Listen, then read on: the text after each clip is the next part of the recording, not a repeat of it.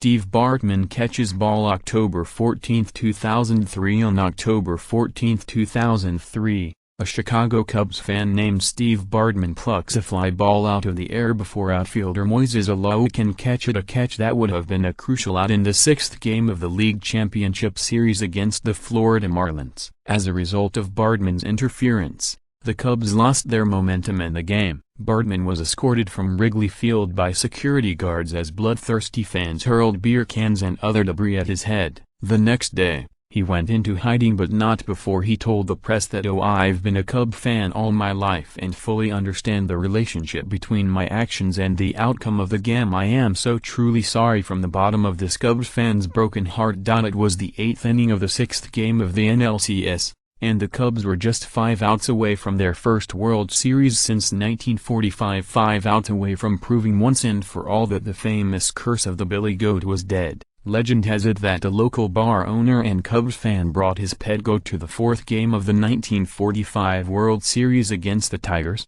but got thrown out in the middle of the game because, his seatmates said, the pair smelled like a barnyard. The goat's insulted owner then declared that the team would never win another pennant.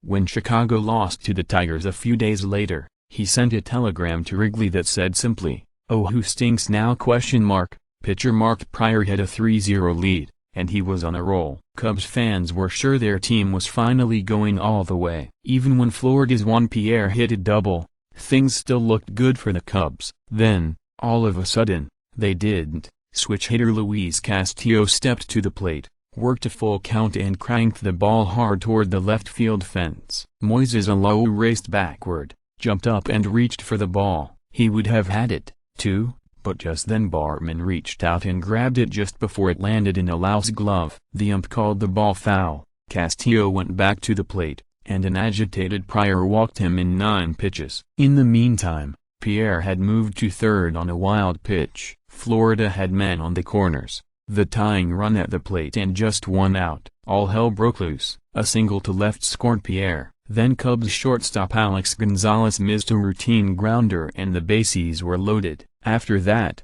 team manager Dusty Baker said, "Couldn't stop the bleeding. They just started hitting the ball all over everywhere." By the end of the inning, the Marlins had scored 8 runs and forced a 7th game. Making matters worse for Bartman, Florida won the next game in the NLCS 9-6. The Sun-Times printed his name and his picture under the headline "Oh Cursed." A Chicago alderman pointedly suggested that Bartman might consider moving to Alaska. Florida Governor Jeb Bush gleefully recommended that he consider moving south instead. It seemed clear, as one Marlins fan noted dryly, that "the sky is their new goat." Chicago has begun to forgive him, but it's unlikely to ever forget. Meanwhile, the Cubs still haven't won a pennant.